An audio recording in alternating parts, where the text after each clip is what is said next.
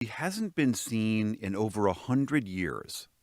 This is the Endurance, resting nearly 10,000 feet down in the dark, freezing waters at the bottom of Antarctica's Weddell Sea. Just a few sea anemones and other creatures bearing witness to perhaps the final chapter in one of the world's great stories of heroism and survival. This was Endurance back in January of 1915, a sturdy, three-masted ship that had carried British explorer Sir Ernest Shackleton and his crew of 27 to the coast of Antarctica.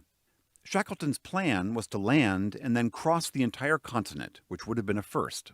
But the Endurance got stuck off the coast, trapped by the massive halo of sea ice that grows around Antarctica every year. The ice seized the ship, and despite the crew's best efforts, never let her go. Shackleton and his men were stranded, forced to live on the drifting ice with their ship for nearly 10 months. Their heroic expedition plans ruined. After carrying them many miles along the coast, that churning ice crushed the Endurance, and she sank to the bottom of the sea. What makes this story so legendary is the extraordinary journey that Shackleton and his men then had to do, over unmapped mountains and across hundreds of miles of open ocean in small lifeboats to get out. This is regarded as one of the epic small boat voyages ever undertaken across some of the steepest, harshest seas in the world.